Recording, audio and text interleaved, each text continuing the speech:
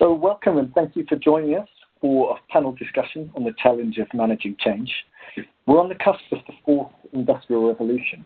Smart technology and cyber physical systems are set to change the face of our workforce, while the rise of populist politics and protectionist government policy across Europe, the US and Latin America is threatening to curtail globalization. The Oxford Group, in partnership with Kineo, global e-learning specialists, have developed a blended learning journey which allows managers to build understanding of key theories and models in their own time, at their own pace, through interactive e-learning. Practice applying change management tools and techniques in their own challenges in a one-day coaching style workshop. In celebration of the launch of this Managing Change program, we brought together a panel of clients and specialists for a live panel discussion on how to manage change effectively. This is very deliberately not scripted or rehearsed, as we want to provide you with a live, authentic discussion, which I'll be facilitating as we go. We'd like you to join us in this over the next 45 minutes. So please do use the chat box, and I'll bring your questions and comments into the discussion. We're following a loose agenda, guided by you, looking at how managers manage their own change anxiety, encourage their teams to own the organization's change vision, and identify and influence change agents in pursuit of successful business outcomes. So without further ado, I'd like to introduce you to our panel, starting off with Filippo Romanini. Hello everyone. As Felix said, my name is Filippo Romanini. I'm the L&D Director in Barilla, and I'm also responsible for all change management practice and support to change programs within the company. Thanks, Filippo. And Sue.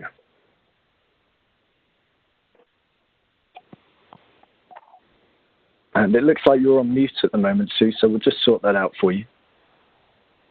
Would you like to go ahead? Okay, sorry. Sue Gammons here, Coaching Director at GSK, GlaxoSmithKline. So my role in the organisation is I'm an internal coach, coaching leaders within the organisation, but I'm also responsible for leading some coaching programmes. And the one that I'm particularly going to focus on today is one called Accelerating Difference, which is designed to address gender balance within the organisation. Fantastic. Thanks, Sue. And Birgit. Hi, my name is Birgit Stausholm, and I am the Senior Change Advisor in Leo Pharma. Leo Pharma is a global pharma company, and I have been brought in 4 years ago to make sure that we would implement SAP. So I am actually working in the global IT department of Leo Pharma as a change manager. What we've been doing is we have been building up a change organization and also creating a standardized change approach specifically built for Leo Pharma. So what I'm going to bring in today is our experience with how and the journey we've been through within the super users and change agents, and how we've managed to come this far. Fantastic. Thank you very much, Birgit. And finally, Nick. Yeah, hello, everybody. I'm Nick Cowley. I'm one of the directors of the Oxford Group. I've been with Oxford Group for almost 25 years now, and the Oxford Group itself is 32 years old. And during that time, we've been very fortunate to work with hundreds of organizations around the world and thousands of individuals. And indeed, much of the work we do is connected to change of one form or another. And therefore, I hope to bring some of that learning today. And prior to that, I worked in corporate organizations myself in various roles, and I've got some first-hand experience of that I'll share if it's relevant. Fantastic. Thank you very much, Nick. And I'm Felix Bramley, and I'll be your host today. I'm a principal consultant at the Oxford Group, and I'm very keen just to try and facilitate a live discussion, really, so that you can get some genuine insights on the experiences and the tips, actually, also of our panelists today. So we'll jump into the first topic, which is around managing your own change anxiety. So it can be challenging to build engagement and confidence in the change vision amongst your team if you have change anxiety yourself. Filippo, as a manager, how do you get past this to deliver for your team? Now I will offer you a twofold answer here. First of all, as a manager, and then also in the way that I support the company, so on how I help others manage their anxiety. As L&D Director and also responsible for change management, I need to say that I have the luck to be involved at the very early stages of any change program within the company. And that really gives me the possibility to have meaningful conversations with the change leaders. And so I want to share with you one key word in this area, which is sense-making. What really helps people overcome the anxiety is understand why all this is happening, which is the reason why the company has decided to go through that specific journey that will lead to a different status compared to where we are. And the anxiety comes obviously from the fact that each of us is resistant by nature to change, and we need to help them overcome this stress as well. In doing this, and I have to say that we have developed three main competencies here to support the company. One is about being able to have coaching conversations with the change leaders. What I've seen is that many ways the companies have a clear direction to go, but they do not really take into analysis all the details and all the impact that the change will have on the people living in and working in the organization.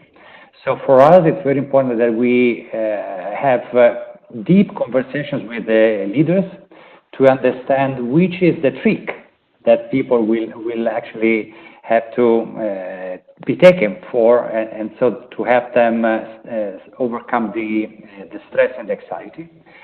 In later stages, what we need to have is to segment the population. So we are very good at segmenting the population, so to be able to bring key messages and key explanations to different stakeholders within the company. So it's not anymore the time of one message for everybody, but we have to customize messages. So we are also becoming expert in internal communication. So that is the kind of role that we now today have. Training is becoming, let's say, the easy part of it, while sense making and really understanding the reason why for the different parts and the different people in the organization is really for us is the key point to face when starting and engaging the population to change. Filippo, I'm really, really happy that you're pointing out especially those conversations and the early engagement, because what we're seeing in some companies that change management is a mail today, training tomorrow, and go live the day after, right?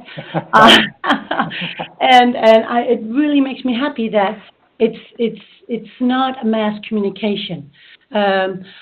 You know, the years before change has been said is communication. Yes, it is, but it's planned and it's, as you say, put into the right context. We need to understand their everyday life before we can tell them about the change that's going to happen and their impact, because the impact is not going to be the same for everybody. So the more knowledge and the more tools we give them to handle it, the more the anxiety will evaporate because they know what they're talking about. So I totally agree with you. Thank you, Birgit. I mean, I agree, Filippo and Birgit. I guess a couple of thoughts from me. I think change anxiety, what people don't always realize is that change anxiety exists at all levels in the organization. So even if the leaders have decided on the change and they're the ones driving it, they still have change anxiety. Because where we live now is that actually there is no right answer to most situations that organizations are facing. There's only the best of all possible options. And therefore there is naturally a degree of anxiety and uncertainty at all levels. So I think the first thing is to acknowledge it isn't just at one particular level. And I think the second thing is it's really important for leaders to let other people know that they have anxiety and they have uncertainty and that they're feeling unsure about some of this stuff as well, in the right way.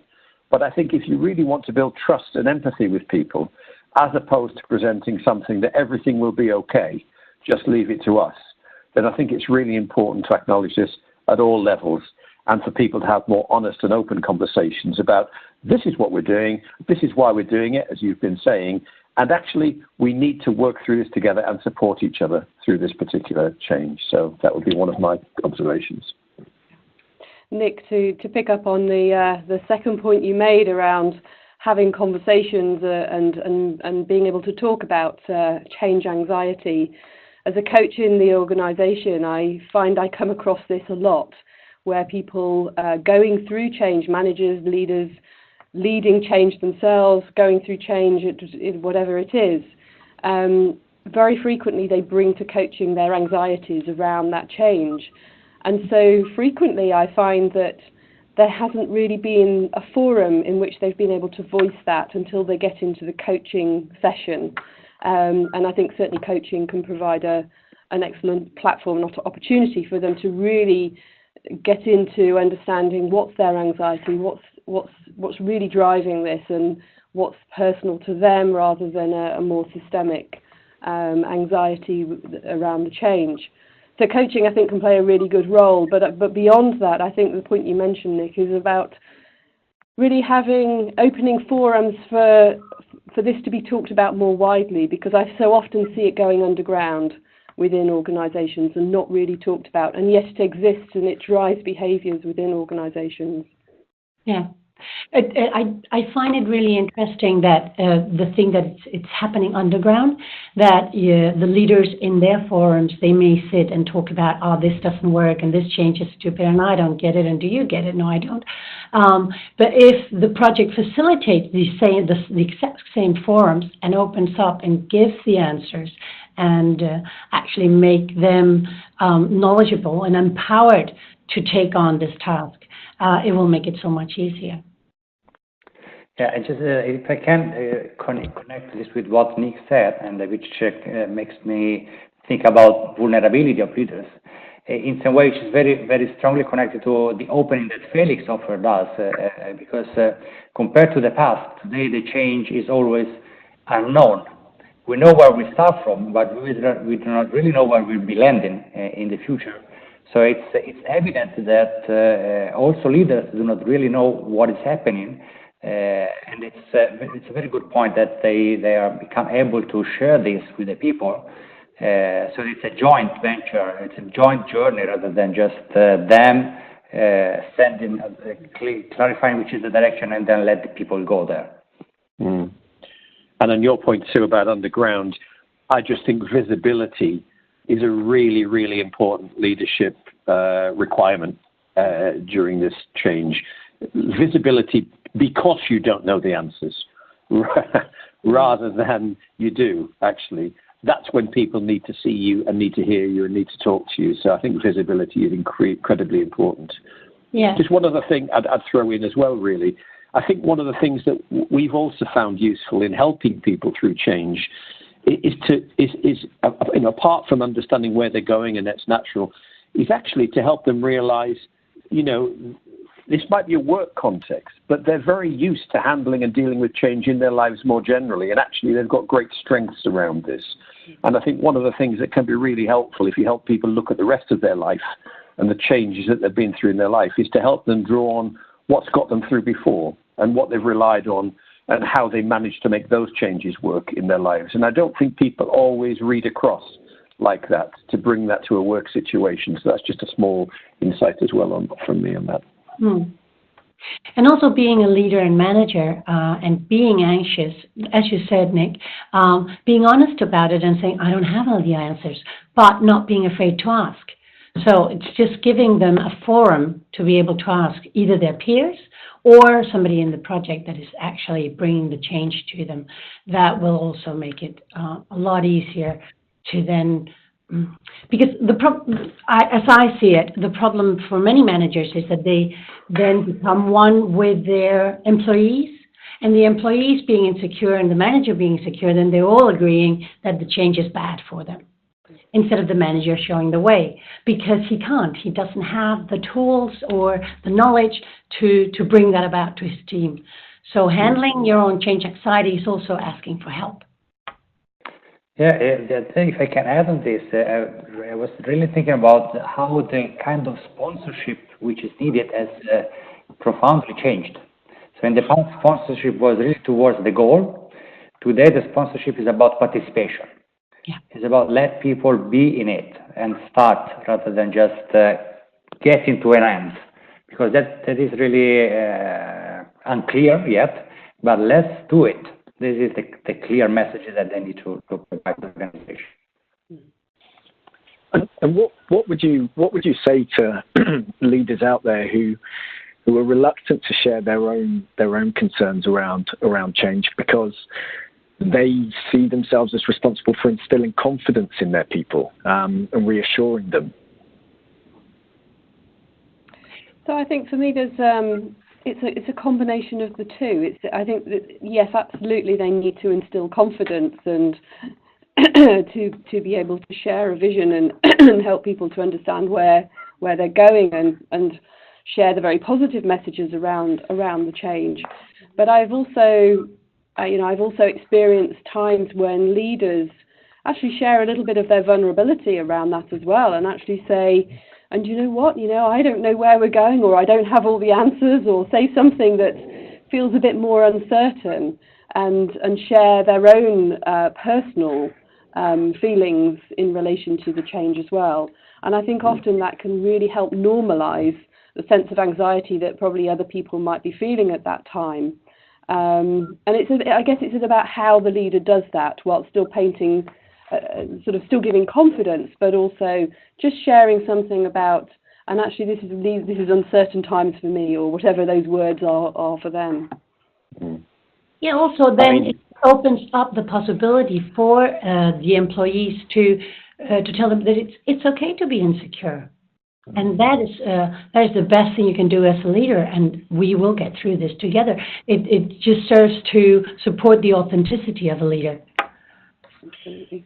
I mean, as you know, Felix, we do a lot of work around trust, and in particular trust in relation to engagement. And I think, this is where trust really comes into its own, where the organization is going through change, where nobody knows the answers and nobody knows quite what the outcomes are going to be. So at the point at which the change is happening, you can still do things, but I think investing in building the trust you have with your teams and with your workforce in advance of this or on an ongoing basis is really the platform by which, as Sue and Birgit have been saying, you can begin to have these much more open, honest, genuine conversations, which can still be positive and encouraging, of course, but can also be open and vulnerable and truthful. And we know that people respond to that and will give you their commitment back and their trust back through that situation. So I think trust is a huge part of this, really. Yeah, and if I can add, I also see coherence with where many organizations are going, with flatter organization, and where the distance between the top management and the employees is smaller and smaller. So it's really about being together in this, and so trust becomes really key for the machine to work. Yeah, absolutely. I mean, we talk a lot about psychological safety, and I think establishing those trusting relationships and being open and honest and vulnerable, all these things will normalize feelings, as you say, Sue, and actually enable the creative brain to flourish. Really sort of give the employees the freedom to innovate and to feel creative, because they're not so concerned about the impact, because they feel it's normal. And of course, innovation and creativity is exactly what you need in times of change and uncertainty. Right, and resilience. I mean, the only other thing I would add in, it's important to give people. It's important as managers that we give people a bit of a break as well, I think, during change, because it's tough on everyone. I think it does test people's resilience in all respects, and I think this is the time also to understand people, but also to give them a break occasionally during change, because it does have effects, physically, mentally, emotionally, etc. So being sensitive to that. And is there an element of sort of personal selfishness that you need to have as a manager yourself then, in order to manage change on a personal level? Well, we've talked for a long time, Felix, about the notion of proper selfishness. Just to shortcut it, which is really, as a manager or leader, it's really important you think about what conditions you need to be strong and to be resourceful, so that you can then be strong and resourceful for other people as well. So I do think it's important that the first accountability is how do we make ourselves as strong and resilient as we can be in order to be of service to people. Yeah. Sorry, please. So. I was just going to say, just add to that very quickly. There's an element of really paying attention to our own self-care, and not just it's for everybody else, but actually really paying attention to our own self-care in that too. How does a manager do that?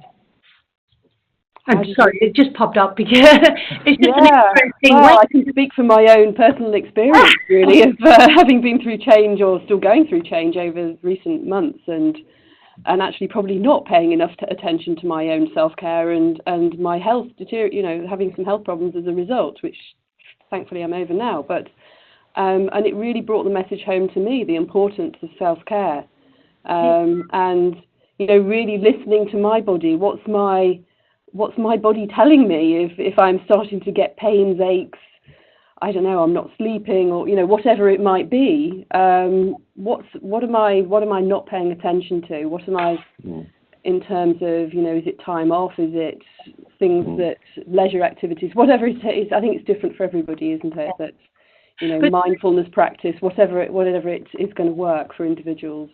And it's so interesting because when we talk about change, this is what the manager is supposed to do. Like they're doing their everyday life, the business as usual, but then change comes and hits them, right? And the change is becoming the new normal. Everything is changing all the time. So it just impacts and is so rooted into the rest of the business. Change is not a separate part of the business as it's been talked about for many years. We're a basic and a strong part of the business that has to be taken much more into account. And that management anxiety also. Yeah, I was connecting that to you talking about the change organization, which some years ago was made to provide techniques on how to lead the change in terms of what needs to be done. But now there is quite a soft component that the managers need to embed into themselves, which to me goes hand in hand with the new definition of leadership, where in the past leadership was a good part of leadership was technical, while now it's mainly soft. It's mainly about human beings, it's mainly about how people feel and behave and relate with others. Yeah. Absolutely, and actually that leads us on really nicely to the second topic of discussion, which is around how you encourage your team to own the organisation's change vision. So, Sue, I mean, if perhaps you could kick us off on this one. How do you go about encouraging the team to own the change vision, particularly when they feel it may have been imposed on them from above? Yeah. So I wanted to talk about just to bring this to life, to use a very specific example of a program that I'm involved in within GSK, and the program's Accelerating Difference. So it's primarily it's a leadership development program for women. The purpose of it and the organisational change agenda that we're trying to drive through this program or contribute through this program is about looking at the gender balance in senior leadership roles, and how do we have more women ready to take senior leadership roles. So we've got a stronger female talent pipeline, and it's a centrally driven program. It's a global program. It's designed, delivered, and organised centrally within the organisation. Given that we're a large sort of global international organisation, so we run. So it's centrally driven. But what's really important is that we can't change the gender balance of the talent pipeline at a local level and within the different business units across many countries, we can't do that just by doing something centrally. It has to be driven, that change has to happen locally. So therefore, the local engagement of the businesses across different countries is really, really important. So for me, this is something about if you've got a centrally driven program, how do you bring the local teams on board to really drive that change through? On what we've done, so one key thing that I wanted to share that we've done around this is clearly we deliver the program for the women involves coaching, so one-to-one coaching and group coaching. And what we recognise is that we can do so much through that coaching program of the women themselves, but actually if we want change to happen more broadly, it needs a more systemic approach. And we need to bring many more people into to be involved in making that change, because it's at the local level that will happen. So one of the things that we've done is we've run a series of what we call dialogue sessions. So and the way that we've done these is we've involved the participants of the program, but also their line managers and their sponsors, and we've also involved local HR in these as well. So we bring people together and we have a discussion about what helps and hinders career progression, and particularly thinking about female career progression within the organisation. And right from the start, it's a 3-hour session. We encourage people to share their own career challenge stories. And right from the start, we keep coming back to the question of, so what's the challenge and what's the taboo? What's the thing that we don't talk about in this organisation, but actually we need to talk about to help people to make change? So I suppose I share the dialogue as an example of what we're doing, because what we recognise is that actually it's only at those local levels that change will happen, and it's about the local level owning and driving that change themselves. So them knowing what. Sometimes they ask us, what does the data show for our business around, female, male, the gender balance?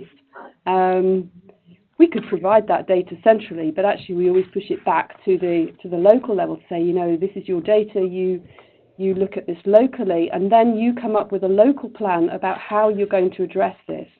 So the program isn't the be-all and end-all, but it's feeding into what we want, really encouraging them to own that agenda themselves. I guess with inclusion and diversity, it's probably not so difficult these days for people to buy into that change agenda as it might be for some other change programs. But so probably we don't have so much of a question these days around, well, why are we doing this? Although I have to say that question does still come up. Yeah, it does. So it's very interesting because it brings us back to what Filippo actually already started with, because it's all about the conversations. It's all about the dialogue. Absolutely. You can't mass produce some fancy posters and communication and say, this is what we're going to do. You women, you're wonderful. Let's go and take them on. So putting it out there locally in the right context and making them owning it and driving it. It's just the way. And I'm probably going to say exactly the same in a minute or two when you get into my area, because it's all about that.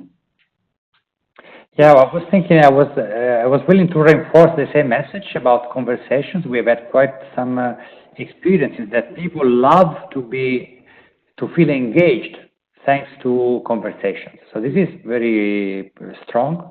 Secondly, they feel the degrees of freedom, so the degrees of power that they have in designing the change. Not just receiving that, but being proactive and being the ones who design the entity of the change that they will go through.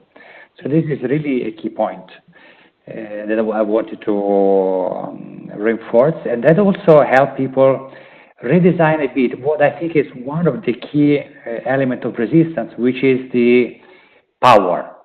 So that is quite, I believe that a lot of the resistance that we have is that because we need to reframe our own power and really understand what our power will be in the next status. And conversations may help people understand that and reframe it along the way rather than having it as a given from the very beginning. Yeah, that's right, Filippo. I mean, I think when I look across it, I think there's a big difference in these programs between the what and the how. So often the what is determined and the what is non-negotiable and the what is something that actually we just have to do, whether it's a new system or a way of operating or a restructure. But there's always discretion in the how, in terms of how we decide to embrace this, in terms of how we make this ours, in terms of what we do with this. I think helping people realize they can shape the way the change will be for them is really, really important. And I'll give you an example. It's a little old, but it was incredibly powerful. Here in the UK, we used to have it's a European clothing chain, actually, C&A, which used to be on the UK high street everywhere until a few years ago. And then a decision was made to close C&A here in the UK. And we were working with and knew the CEO at the time, and he had a choice, actually. He could just very quietly and very simply close the business, sell everything off, and pull up the shutters. But he didn't do that. He decided to make it what he called, and excuse the pun, he called it the best close on the high street, the best close on the high street. And the way he did that was by actually engaging all of the workforce through the closure period of several months in terms of them helping decide how that happened, what was important, communicating progress, in particular helping them think about the future and what they did next and what the organization could help them do next and provide support. And the stats were amazing, not only in terms of the engagement and how many people went on to get as good as or better jobs, but actually the performance of the business improved during those 6 months as well because of the engagement that had been happened. And that to me was a fantastic example of, as a leader, you can be brave and say, the way we're going to do this is to engage and take people with us and for them to help shape the way we make this change. And it was a fantastic story, actually. Yes, Nick, and it also takes a lot of courage from a manager, because that also means that they will never know exactly how this is going to turn out, because they never know what's going to come from the employees, which makes it so exciting. But for sure, that will give you a much stronger adoption of any change that might come your way. It's not, and that's the whole clue to this. It's not an imposed change. It's a collaboration with your employees, because they're the ones that are going to adopt whichever change we're going to bring their way. In the very end, ensure the return on investment, right? So that's a very good and meaningful story that underlines the collaboration that's needed.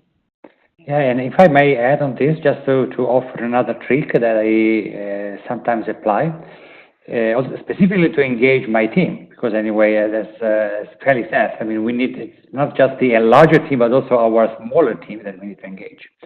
And what I do is that I ask them to pilot the change. So to pilot the change. So rather than just wait for the change to happen, I mean, let's anticipate it and let's be the very first to understand what's in it and which are the pros and cons, which obviously for us it's also a learning experience, because then we collect arguments when we go then to others and try to motivate them. But this is really something that moves people. I mean, to let them see that, I mean, they can play with it a bit and they have some ownership. And then they will be the very first one to be ready for the next stage. It's a really great example of involving people early on in the change project, as you were speaking about earlier, Filippo. Yeah, and what we also work a lot with is doing that change impact assessment locally, because we in the Ivory Tower do not, I don't know why, but we don't know everything. It's very weird. Anyway, so that gives us the possibility to have those conversations, to have those dialogues in the correct context, present them from the view of what is it, what are we aiming for, and how does that fit with your as-is situation? How big will the change impact be? How will we get from starting point A to the future state that we want to be in altogether? And that might come up to be very, very different from country to country. Also, it gives us a lot of interesting knowledge and interesting input as to both design, but also the way we want to handle change in each and every affiliate. Fantastic. Thanks, Birgit.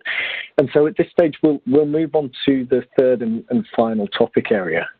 If I could just remind you, for those of you who joined slightly late, perhaps, please do interact with us using the chat box, and we'll introduce your questions and comments into the discussion. But the last area that I wanted to explore off the agenda was change agents. So we know that it's vital to have key figures within the organisation, role modelling values and behaviours to support change. How do you identify and influence the change agents who are capable of this? Yeah, thanks, Felix. I'm taking over on this one. And it's, as you said, we all know that they are key figures, but the funny thing is, knowing is one thing and actually doing is another. So we've been implementing SAP for the last 4 years, 5 years, maybe even 6. It takes a while. And one thing is wanting to do it and wanting to do it right, but we have had a lot of learnings along the way. First of all, we just said, oh yeah, we need change agents. We call them super users. And we found out because, as we talked earlier, we weren't strong enough to have that local community to actually own and drive this. This should be driven by them because a change agent would always be an investment in your own organization. It's creating that learning environment. It's creating the first line of support in your own organization. You should be interested as a manager to create that position and have those. Everybody should be screaming for some.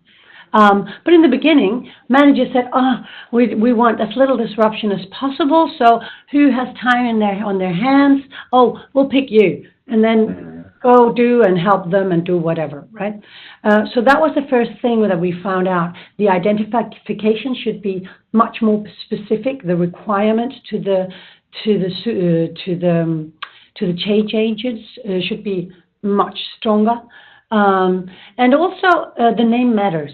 I mean, they're called change agents, super users, change ambassadors.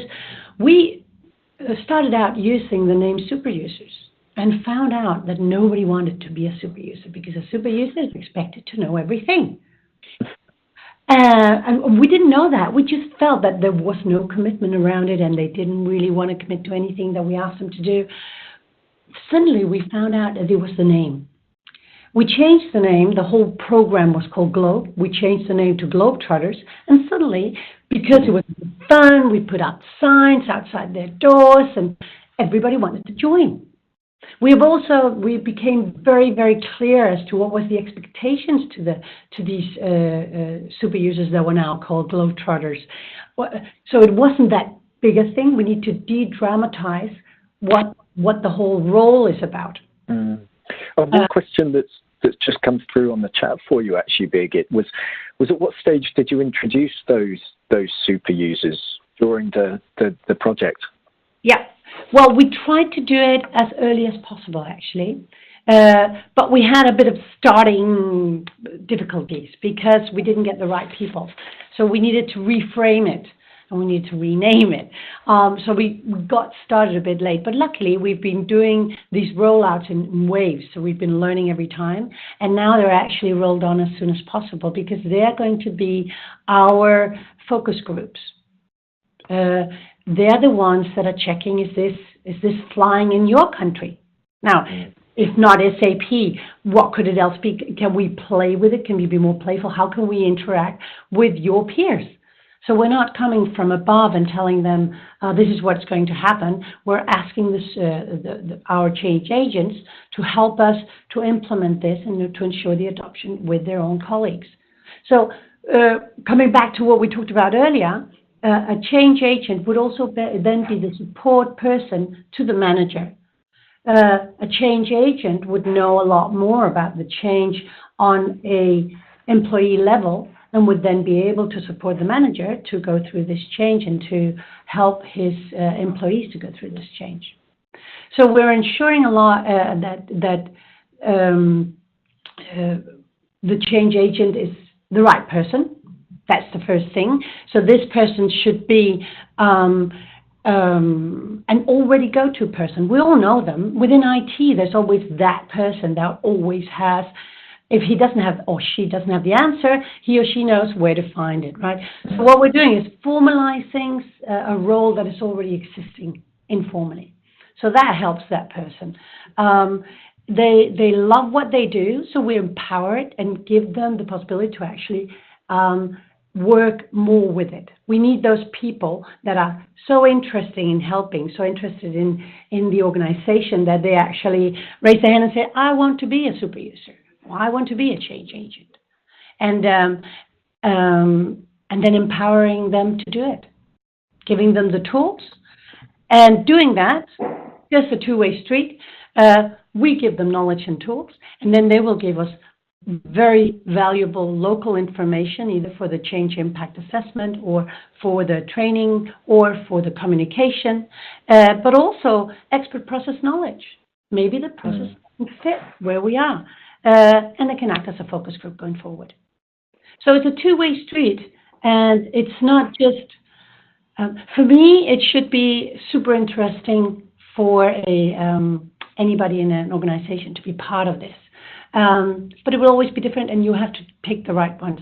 And then once you pick them, you also have to make sure to keep them engaged. So there are programs that we're working with to keep it funny, make it important for them. We're inviting them all to Denmark to having big sessions. They can then share. We're doing big super user communities where they can exchange information. And trying as much as possible also to show to the managers how important they are to the organization, so that every manager wants a super user in their organization. Hey, thank you so much, Birgit. If I just want to share, I wouldn't say it is a slightly different experience, but something a bit new, because we have had, of course, some projects where we have definitely relied upon the change agents, identifying them in different organizations.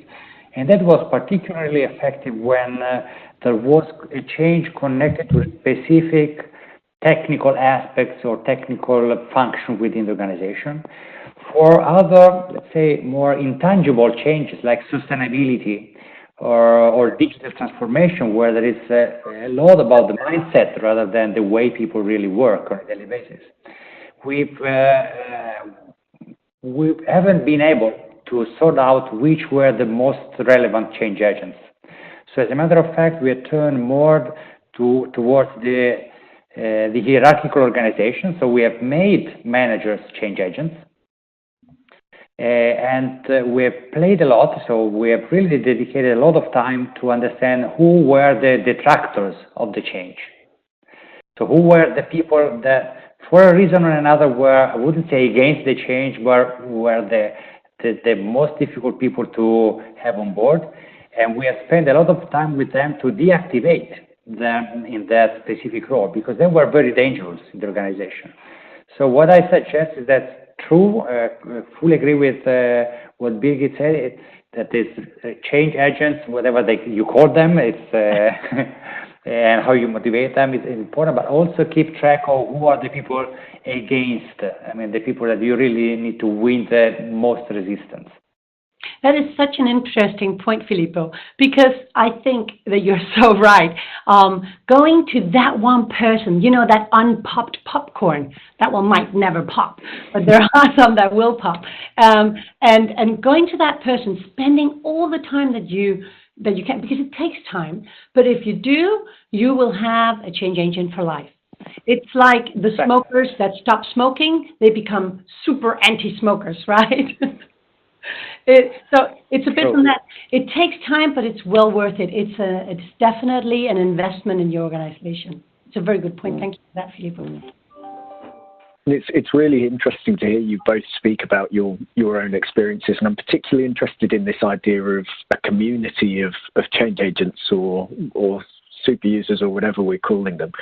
At what point did you sort of make that clear to the change agents, and how did you go about using that to promote the idea of taking on this role? Well, we're quite hierarchical, so we actually started by going to the managers.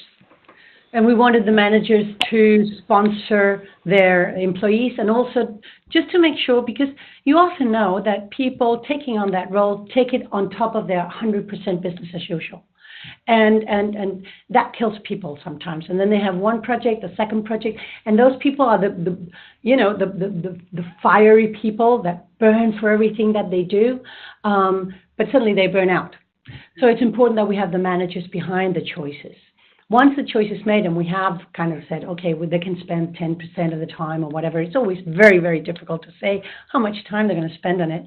But then that's when we introduce it for the persons. But we've already, before that, done a pre-search and found out, so who are the persons that we're going after? Because the business knows who are we working with best within that specific area. But of course, when Filippo talks about changing the mindset, that's quite different. Finding those, the influencers, you have to be in the country and talking to the employees on that level.